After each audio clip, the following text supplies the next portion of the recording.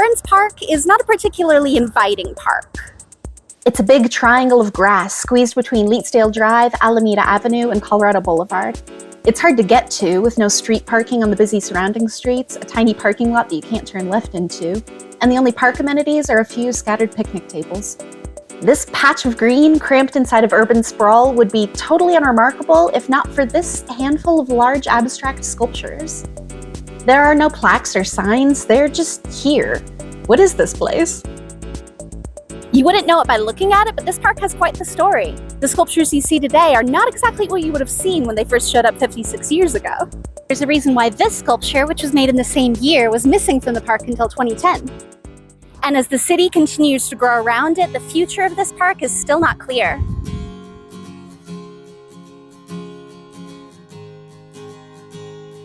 It all started in the fall of 1967. Beverly Rosen was a painter and an art professor at the University of Denver, and she and her husband Bernie had a couple of artist friends over at their house, Roger Kotowski and Wilbert Verhelst. It was late on Thanksgiving Day, they'd all been drinking, and as Bernie Rosen said in an interview, Roger was complaining that there was nowhere to show sculpture in Denver. Bev said, "Let's vow tonight to have a sculpture park in Denver." The idea was radical, as there were no sculpture parks anywhere in America at that time. He's not quite right. I think at least Griffith's Sculpture Park in New York had opened the year prior in 1966, but nevertheless, Burns Park was at the forefront of the public art movement that was happening in the US in the 60s and 70s. Large sculptures that are distinctly out of place with their surroundings have been built in enough places to have a term coined for these pieces: plop art, a play off pop art and the idea that these statues look like they were just plopped down where they stand. This article in the Denver Art Review Inquiry and Analysis, or DARIA mag, had a fun little annotation that led me to that term, as I'd never heard it before. It really does fit with some sorts of public art. It sounds derisive, but the guy credited with coining the term makes plop art himself, so I don't think it's actually as rude as it sounds. Big sculptures do often look like they've been set down there by a giant human, and sculptures for public spaces often have big blocks of bright colors, like pop art does. So it doesn't have to be negative. Either way, the sculptures in Burns Park undeniably are plop art. No way around it. These babies have been plopped here, but it sounds like that was the style at the time. Which was the style at the time? No! Beverly Rosen rallied up all the connections she had, and they all put together the Denver Sculpture Symposium. And in the summer of 1968, there were 9 sculptures installed across the park. They were constructed on site over a few months so people passing could observe and even talk to the artists. The sculptures were all donated to the city of Denver, and there was a public ceremony for the official unveiling on August 31st. Let's take a quick tour. This is Dean Fleming's piece, Untitled Magic Cube. This is Robert Morris's piece, Untitled. This is Robert Mangold's piece, Untitled. This is Angelo De Benedetto's piece, Untitled. This is Roger Kotowski's piece, Untitled. This is Wilbert Verhelst's piece, Untitled. This is Richard Van Buren's piece, Untitled. This is Peter Farakas's piece, Untitled. And this is Anthony Magar's piece, Untitled, dedicated to Martin Luther King Jr. There were some themes throughout all the structures besides the names the artist gave them, or didn't give them. You can see a visual similarity with clean, uncluttered shapes and bold colors. The materials are all the same as well. All the sculptures were made out of plywood. From Daria Mag, the artists told news reporters that they used cheap, unsustainable materials to deliberately create works that invite viewers to touch them, step on them, walk into and onto them, and in general, actively enjoy them.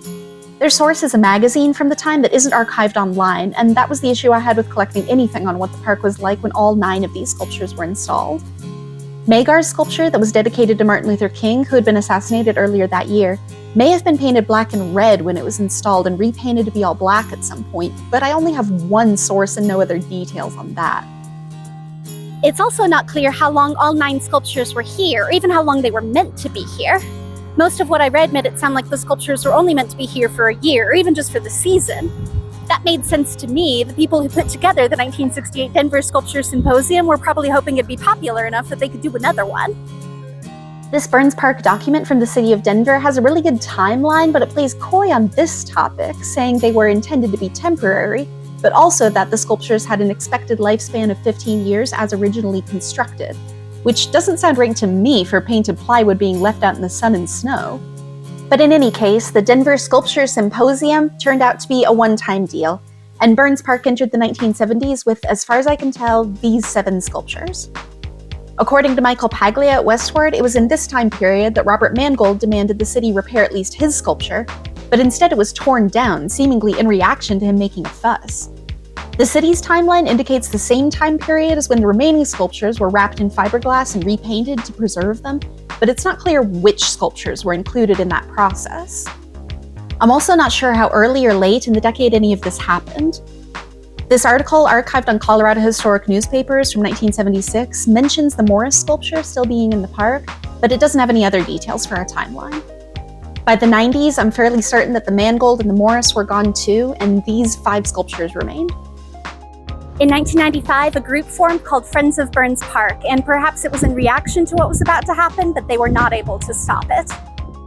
On December 16, 1995, the Fleming sculpture, the Magic Cube, was demolished, and a ceremony was held to say goodbye. That leaves us with the De Benedetto, the Magar, the Kotowski, and the Verhelst. Only 4. These 4 have all since been preserved and are still standing today in Burns Park. With this history in mind, I can't help but notice that whenever the longevity of the original sculptures is brought up in the Burns Park document from the city, they make sure to mention that the sculptures were donated to the city for the city to use as they saw fit. So it sounds a little like if you asked your friend, hey, did you throw away that thing I made for you? And they say, no, I didn't, but also if I had, you should have no problem with that because it was mine, you gave it to me. Sounds like you put it in the garbage. In 1997, the Kotowski sculpture was set on fire and damaged and was recreated and replaced in 1998. In 1999, the Friends of Burns Park were able to achieve a huge goal they'd been working towards. Artist Barbara Baer was commissioned to create a new sculpture for Burns Park, the first one since 1968. Jazz was installed and dedicated on May 23, 1999. That doesn't really fit the aesthetic. Everyone else is untitled, but this is Jazz. Jazz has enough curves to have an actual swirl at one end, whereas the only curves on the existing pieces are the 2 swooping arcs on the much larger De Benedetto, and the other 3 are all straight lines. It's just very clearly art from a different time period than the existing sculptures. It's okay, but it ends up looking really weird to me, like it's here by some kind of mistake. Looking at Baer's other work, Jazz seems very much in line with what she makes, so I'm sure that Friends of Burns Park got what they were expecting. How different it looks from the others must have been intentional. Now it is forever out of place, very much tethered to 1999. That's too early in the internet for me to be able to find any reactions from the time it happened, so I'm not sure how people felt about it when it was unveiled. But someone who was in the Denver art scene and publishing articles at the time, and still does, is Michael Paglia, and in 2014 for Westward about Burns Park, Paglia had nothing to say about Jazz other than that it sticks out. Paglia is not one to mince words if he doesn't like something, and he's called all kinds of Denver artwork ugly. So the fact that he doesn't take the time to say anything more here says to me that he doesn't find it objectionable, which is interesting. I'd actually gone looking assuming he'd have something negative to say about Jazz, but it doesn't look like he did. It makes some sense that if a new sculpture is to be put in, it should be of its time and not a lookalike from a time that's past. It probably just looks out of place because it's only 1 out of, at this point, 5. If there were more sculptures put in now, I do think I'd want them to be modern to now and not fake retro. Even if it is incongruent, those details tell the story of the park. But what about a sculpture that was neither modern nor fake retro, but real retro? Like I teased at the beginning, this sculpture only came to the park fairly recently. It was created at the same time as the rest of the pieces, but it was missing from the park for 42 years. So what's the story here? This is another untitled piece by Tony Magar, who did this sculpture that was already in Burns Park. This one is instead a private commission for Suzanne Joschel, who lived at a home that's on the National Register of Historic Places called the Joschel House. It's less than a half a mile away from Burns Park, and that's where the sculpture was before 2010. But there's more than just being the same artist. Joschel commissioned this Magar piece in 1968 during the Denver Sculpture Symposium. It was a private piece while she lived, but after Joschel's death in 2009, her will determined the sculpture be donated to the city and placed in Burns Park, along with the others from the first and only Denver Sculpture Symposium. Okay, actually, there is a third Magar lurking nearby. It sits a little over a mile away from Burns Park in Cherry Creek North in this patch of green where University Boulevard splits into 2 one-way streets. I don't have as much information about it. For instance, I don't know when it came to be in its current place. A couple online sources, including the city's website, say it's from 1965, but I don't know why because it has AM68 on it like the other one does, so I think that might just be a mistake. The Westward article I mentioned gets the year right, and it has a juicier tidbit about its history. Another patron of the arts, Carol Steinberg Swartz, commissioned the sculpture from Tony Magar for her home that was in the same neighborhood as the Joschel House. Living in the same neighborhood and getting the same artist to make a sculpture, it sounds to me like she and Suzanne Joschel must have known each other. Do you think they were friends or enemies or like something in between?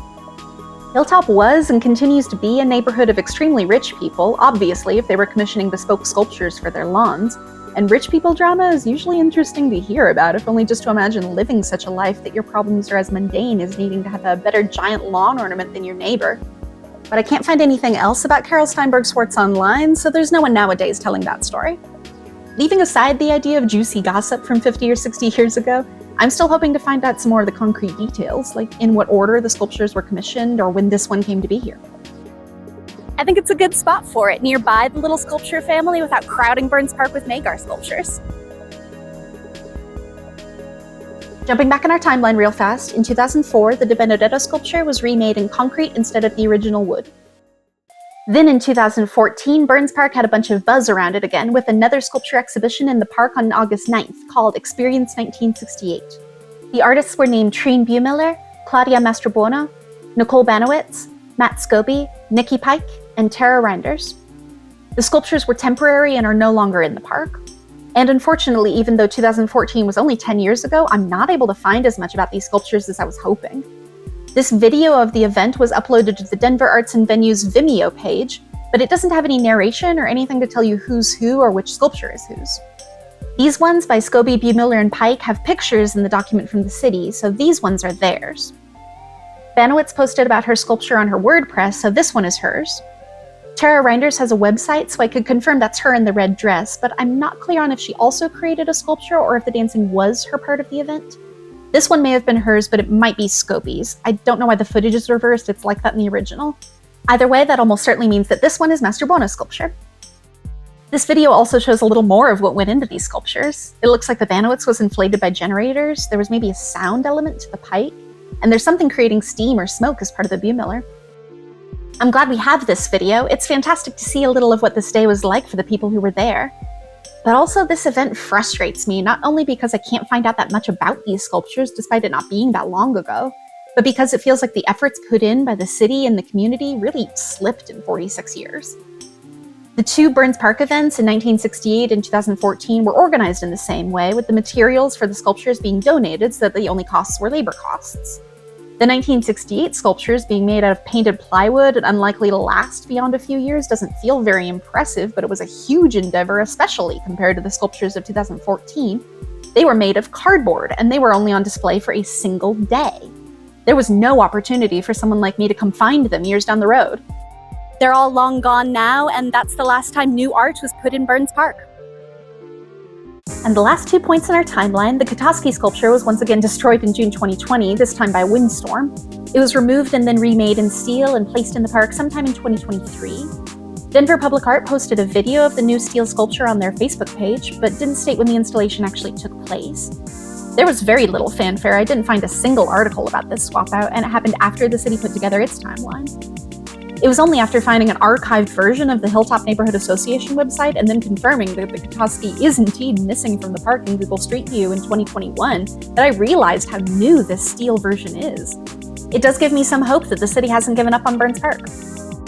There's also a couple things I know happened, but I don't know when, like the first Magar getting remade in steel and Jazz getting repainted to be red and yellow instead of all red. But since I can't put them on the timeline, I'm just noting them here. So I keep mentioning a document about Burns Park put together by the city of Denver. That's this Burns Park Master Plan. It's available online and was put together after the Experience 1968 event in 2014, but very little of what it's proposed has actually happened. The only thing that's changed from this map of existing conditions is a new sidewalk right about here. But that's it so far. There aren't any new sculptures, there's no entry terraces and no intriguing paving, there's no park shelter or children's play environment, and there's no bocce ball or pickleball spaces, garden-esque plantings, or a place for an art wall. I would say there are probably moments, though. It's not clear if any more of this master plan is going to be executed. I'd love it if something was added to this park, even something like a small gazebo or a swing set. The location makes it perfect for a sculpture park, being right off a very busy road. You're often just looking at it as you drive by. For a new sculpture, the prime spots right next to the busiest road are taken, but that would just be an exciting challenge for the right artist. Another sculpture would still be highly visible if it was just a different color than the ones that are here. I'd also personally love it if a really tall sculpture was added. I think that would be exciting. Maybe a spire like the Mangold or an optical illusion like the Fleming. I really wish I'd been around to see those ones. I hope I am around to see a new one added to the collection. The location of the park leaves all this uncertain, though. Colorado is a really busy main street, and the other two streets bordering it are similar. This Denver Post article by Ray-Mark Rinaldi brought up a detail I'd noticed but hadn't really considered before. The houses right by here have very tall fences that don't let the residents see out from their porches, because protecting the property from the busy street takes precedence. In his words, what homeowner facing a park fences off the view? If Burns Park is to be revamped like this document has planned out, there might be more traffic to the park because there are things happening there, and it's not clear that anyone living around here actually wants that. Unfortunately, this writer's main idea is one that sucks, and I do need to spend the rest of the video talking about it because I think he makes a really bad argument. Rinaldi calls the city's master plan good, though not revolutionary. His idea is to sell Burns Park, an idea he knows would not be popular with Hilltop residents because green space is valuable too, even if real estate is easier to quantify. He heads that off by stating that Denver should absolutely not give up parkland. Not one blade of grass, he says.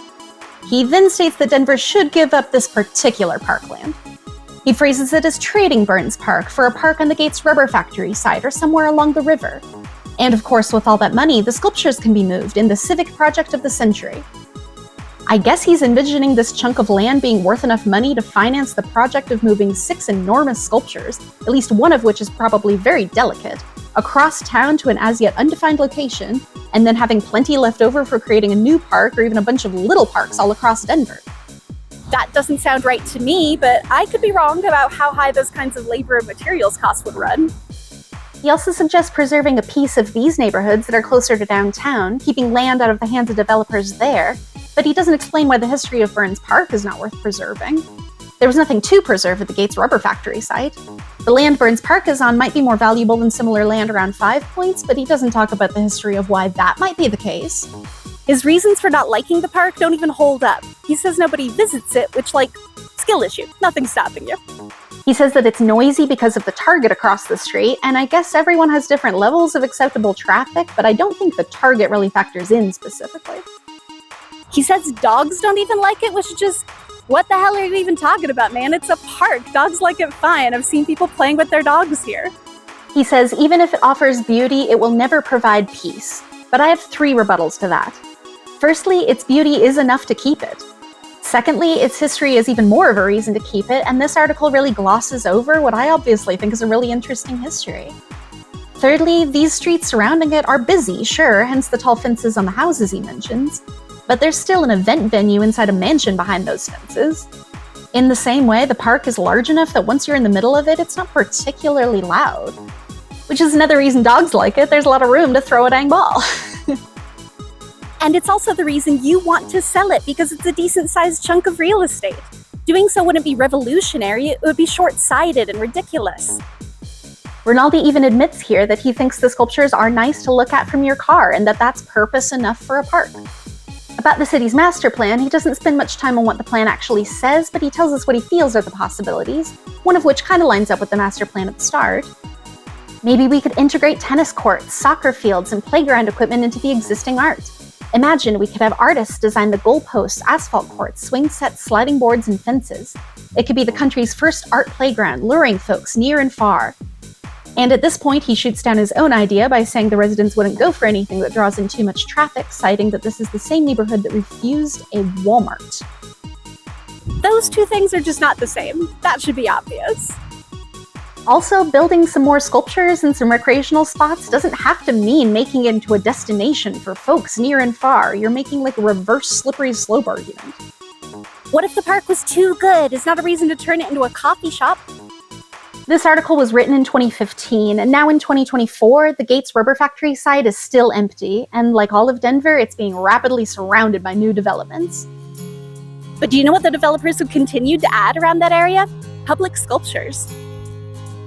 I think Burns Park has far more value even without any improvements than it does as a piece of land. I'm glad it's been able to hold off the relentless pressure of pointless progress for us to still enjoy it today. Burns Park doesn't have any profound or widespread historical impact, and it isn't even particularly old yet. but it is unique and meaningful to a lot of people, including myself and my partner. There were roots put down here in 1968, and I don't want anyone to rip them out. Keeping this an open space with unique art instead of making it a place to shop like everywhere else, I think that's far more revolutionary. Thanks for watching all the way to the end. Hit the like button if you liked it. Make sure to subscribe to the channel. What do you think Denver should do with Burns Park? What do you think of plop art? Do you have any sculpture parks in your city? Denver technically has another one, the park where Dancers is, but there's only one other sculpture there, so the name doesn't really feel fair. Have you ever seen a sculpture park like that? Leave a comment. Thanks again for watching, and we'll see you in the next video about Splorin, Denver.